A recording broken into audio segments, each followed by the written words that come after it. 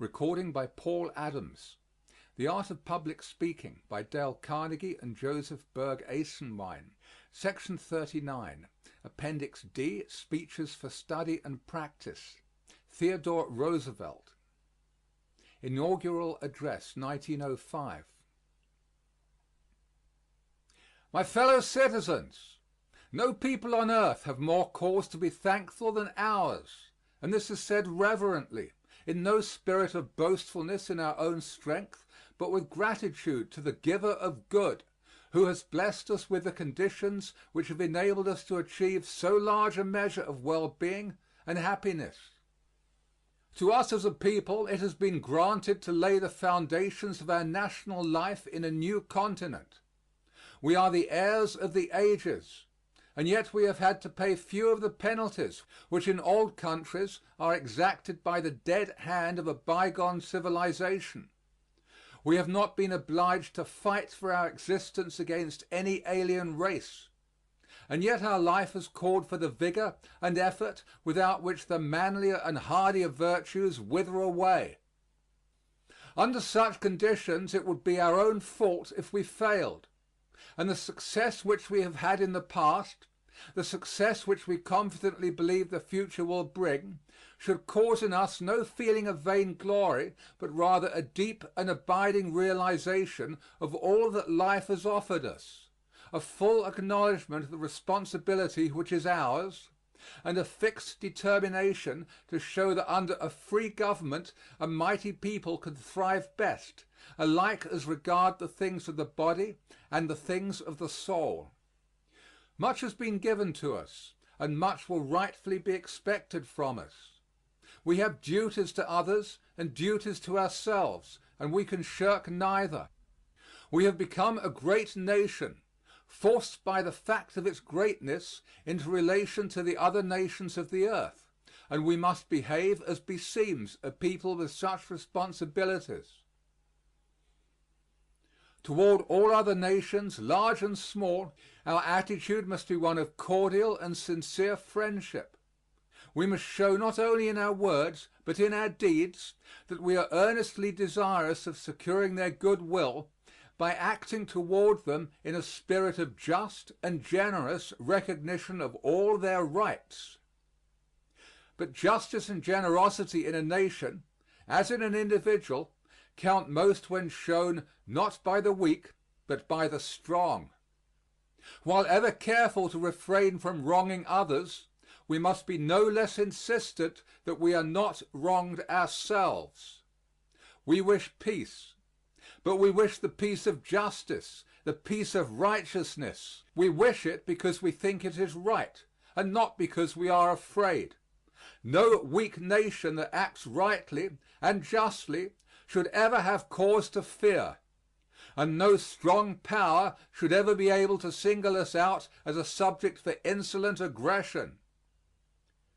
Our relations with the other powers of the world are important, but still more important are our relations among ourselves.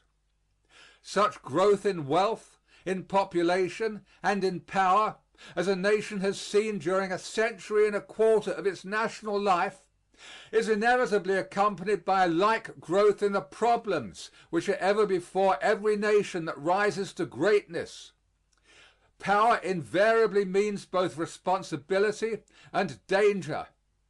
Our forefathers faced certain perils which we have outgrown.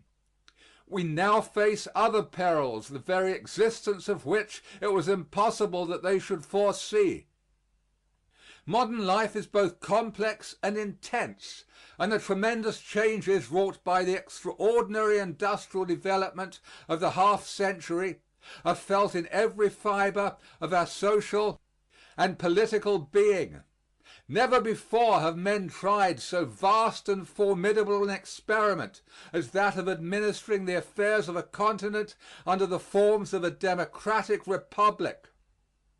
The conditions which have told for our marvelous material well-being, which have developed to a very high degree our energy, self-reliance, and individual initiative, also have brought the care and anxiety inseparable from the accumulation of great wealth in industrial centers. Upon the success of our experiment much depends, not only as regards our own welfare, but as regards the welfare of mankind. If we fail, the cause of free self-government throughout the world will rock to its foundations, and therefore our responsibility is heavy to ourselves, to the world as it is today, and to the generations yet unborn. There is no good reason why we should fear the future, but there is every reason why we should face it seriously, neither hiding from ourselves the gravity of the problems before us, nor fearing to approach these problems with the unbending, unflinching purpose to solve them aright. Yet after all, though the problems are new, though the tasks set before us differ from the tasks set before our fathers who founded and preserved this republic, the spirit in which these tasks must be undertaken and these problems faced, if our duty is to be well done, remains essentially unchanged. We know that self-government is difficult. We know that no people needs such high traits of character as that people which seeks to govern its affairs aright through the freely expressed will of the free men who compose it. But we have faith that we shall not prove false to memories of the men of the mighty past. They did their work. They left us the splendid heritage we now enjoy.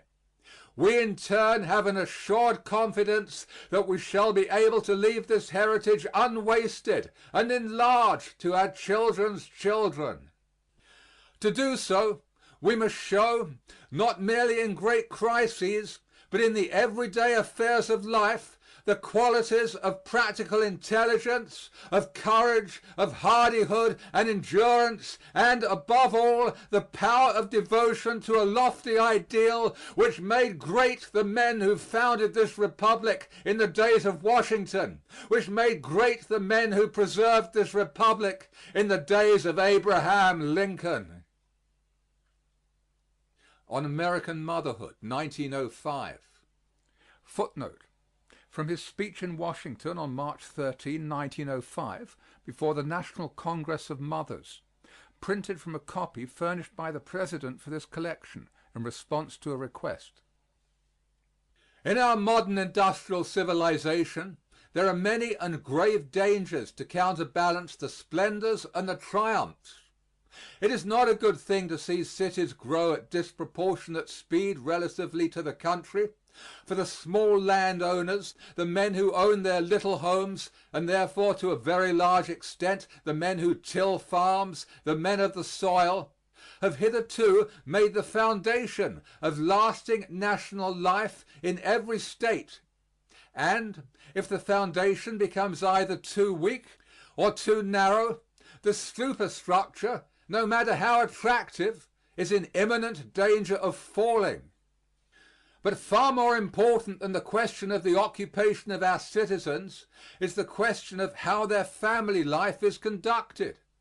No matter what that occupation may be, as long as there is a real home and as long as those who make up that home do their duty to one another, to their neighbors, and to the state, it is of minor consequence whether the man's trade is plied in the country or in the city, whether it calls for the work of the hands or for the work of the head. No piled up worth, no splendor of material growth, no brilliance of artistic development will permanently avail any people unless its home life is healthy, unless the average man possesses honesty, courage, common sense and decency, unless he works hard and is willing at need to fight hard, and unless the average woman is a good wife, a good mother, able and willing to perform the first and greatest duty of womanhood, able and willing to bear and to bring up, as they should be brought up, healthy children, sound in body, mind, and character, and numerous enough so that the race shall increase and not decrease. There are certain old truths which will be true as long as this world endures, and which no amount of progress can alter. One of these is the truth that the primary duty of the husband is to be the homemaker, the breadwinner for his wife and children, and that the primary duty of the woman is to be the helpmate, the housewife and mother. The woman should have ample educational advantages, but save in exceptional cases, the man must be, and she need not be, and generally ought not to be, trained for a lifelong career as the family breadwinner. And therefore, after a certain point, the training of the two must normally be different, because the duties of the two are normally different. This does not mean inequality of function, but it does mean that normally there must be dissimilarity of function. On the whole, I think the duty of the woman the more important, the more difficult, and the more honorable of the two. On the whole, I respect the woman who does her duty even more than I respect the man who does his. No ordinary work done by a man is either as hard or as responsible as the work of a woman who is bringing up a family of small children. For upon her time and strength demands are made not only every hour of the day, but often every hour of the night. She may have to get up night after night to take care of a sick child, and yet must by day continue to do all her household duties as well. And if the family means a scant, she must usually enjoy even her rare holidays taking a whole brood of children with her. The birth pangs make all men the debtors of all women. Above all, our sympathy and regard are due to the struggling wives amongst those whom Abraham Lincoln called the plain people, and whom he so loved and trusted. For the lives of these women are often led on the lonely heights of quiet, self-sacrificing heroism. Just as the happiest and most honorable and most useful task that can be set any man is to earn enough for the support of his wife and family, for the bringing up and starting in life of his children, so the most important, the most honorable and desirable task which can be set any woman is to be a good and wise mother in a home marked by self-respect and mutual forbearance, by willingness to perform duty, and by refusal to sink into self-indulgence or avoid that which entails effort and self-sacrifice. Of course there are exceptional men and exceptional women who can do and ought to do much more than this, who can lead and ought to lead great careers of outside usefulness in addition to, not as substitutes for, their home work. But I am not speaking of exceptions. I am speaking of the primary duties. I am speaking of the average citizens, the average men and women who make up the nation. Inasmuch as I am speaking to an assemblage of mothers, I shall have nothing whatsoever to say in praise of an easy life. Yours is the work which is never ended. No mother has an easy time. The most mothers have very hard times. And yet what true mother would barter her experience of joy and sorrow in exchange for a life of cold selfishness, which insists upon perpetual amusement and the avoidance of care, and which often finds its fit dwelling place in some flat designed to furnish with the least possible expenditure of effort the maximum of comfort and of luxury, but in which there is literally no place for children? The woman who is a good wife, a good mother, is entitled to our respect as is no one else, but she is entitled to it only because and so long as she is worthy of it. Effort and self-sacrifice are the law of worthy life for the man as for the woman, though neither the effort nor the self-sacrifice may be the same for the one as for the other. I do not in the least believe in the patient Griselda type of woman, in the woman who submits to gross and long continued ill treatment, any more than I believe in a man who tamely submits to wrongful aggression. No wrongdoing is so abhorrent as wrongdoing by a man toward the wife and the children who should arouse every tender feeling in his nature, selfishness toward them, lack of tenderness toward them, lack of consideration for them, above all, brutality in any form toward them, should arouse the heartiest scorn and indignation in every upright soul. I believe in the woman keeping her self-respect just as I believe in the man doing so. I believe in her rights just as much as I believe in the man's, and indeed a little more. And I regard marriage as a partnership in which each partner is in honor bound to think of the rights of the other as well as of his or her own. But I think that the duties are even more important than the rights. And in the long run, I think that the reward is ampler and greater for duty well done than for the insistence upon individual rights, necessary though this too must often be. Your duty is hard, your responsibility great, but greatest of all is your reward. I do not pity you in the least. On the contrary, I feel respect and admiration for you. Into the woman's keeping is committed the destiny of the generations to come after us. In bringing up your children, you mothers must remember that while it is essential to be loving and tender, it is no less essential to be wise and firm. Foolishness and affection must not be treated as interchangeable terms. And besides training your sons and daughters in the softer and milder virtues, you must seek to give them those stern and hardy qualities which in after life they will surely need. Some children will go wrong in spite of the best training, and some will go right even when their surroundings are most unfortunate. Nevertheless, an immense amount depends upon the family training. If you mothers through weakness bring up your sons to be selfish and to think only of themselves, you will be responsible for much sadness among the women who are to be their wives in the future.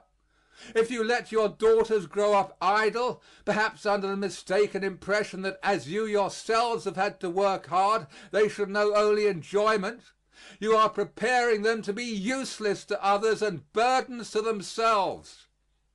Teach boys and girls alike that they are not to look forward to lives spent in avoiding difficulties, but to lives spent in overcoming difficulties.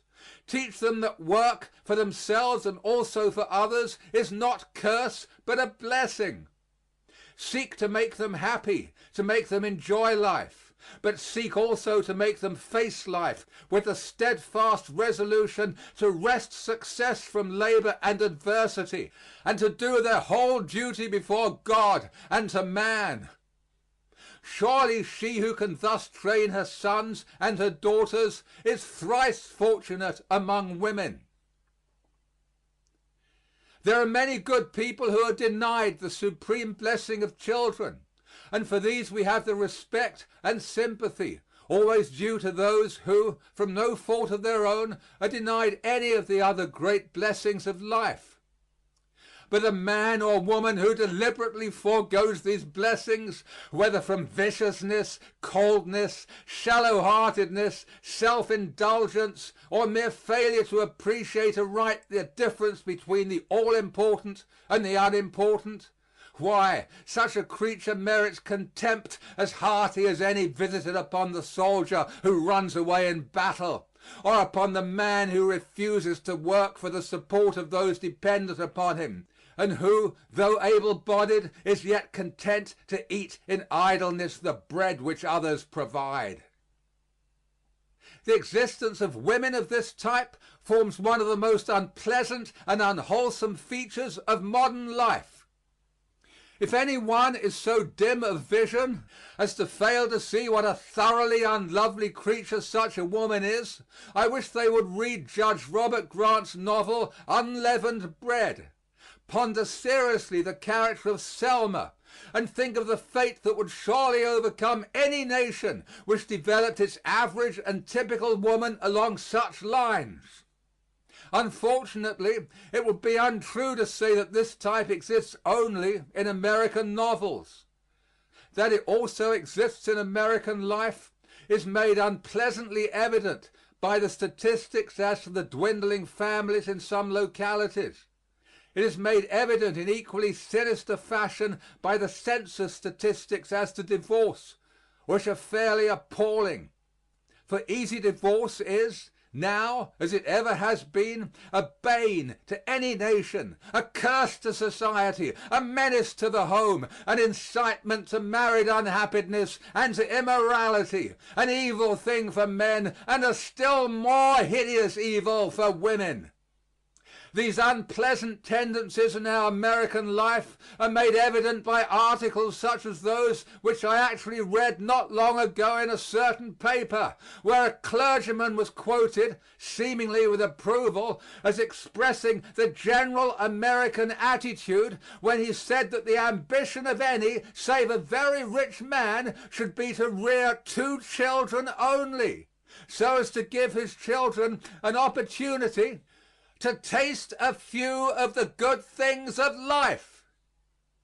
This man, whose profession and calling should have made him a moral teacher, actually set before others the ideal, not of training children to do their duty, not of sending them forth with stout hearts and ready minds to win triumphs for themselves and their country, not of allowing them the opportunity and giving them the privilege of making their own place in the world, but, forsooth, of keeping the number of children so limited that they might taste a few good things.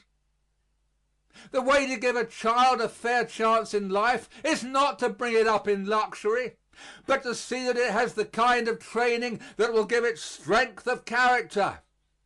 Even apart from the vital question of national life, and regarding only the individual interest of the children themselves, happiness in the true sense is 100-fold more apt to come to any given member of a healthy family of healthy-minded children, well brought up, well educated, but taught that they must shift for themselves, must win their own way, and by their own exertions make their own positions of usefulness, then it is apt to come to those whose parents themselves have acted on and have trained their children to act on the selfish and sordid theory that the whole end of life is to taste a few good things. The intelligence of the remark is on a par with its morality. For the most rudimentary mental process would have shown the speaker that if the average family in which there are children contained but 2 children, the nation as a whole would decrease in population so rapidly that in 2 or 3 generations it would very deservedly be on the point of extinction. So that the people who had acted on this base and selfish doctrine would be giving place to others with braver and more robust ideals. Nor would such a result be in any way regrettable, for a race that practiced such doctrine, that is, a race that practiced race suicide, would thereby conclusively show that it was unfit to exist, and that it had better give place to people who had not forgotten the primary laws of their being. To sum up, then, the whole matter is simple enough. If either a race or an individual prefers the pleasure of more effortless ease, of self-indulgence, to the infinitely deeper, the infinitely higher pleasures that come to those who know the toil and the weariness, but also the joy of hard duty well done, why, that race or that individual must inevitably in the end pay the penalty of leading a life both vapid and ignoble. No man and no woman really worthy of the name can care for the life spent solely or chiefly in the avoidance of risk and trouble and labor. Save in exceptional cases, the prizes worth having in life must be paid for, and the life worth living must be a life of work for a worthy end, and ordinarily of work more for others than for one's self. The woman's task is not easy. No task worth doing is easy. But in doing it, and when she has done it, there shall come to her the highest and holiest joy known to mankind. And having done it, she shall have the reward prophesied in Scripture. For her husband and her children, yes, and all people who realize that her work lies at the foundation of all national happiness and greatness, shall rise up and call her blessed. End of section 39. Recording by Paul Adams, www.yawnguy.com.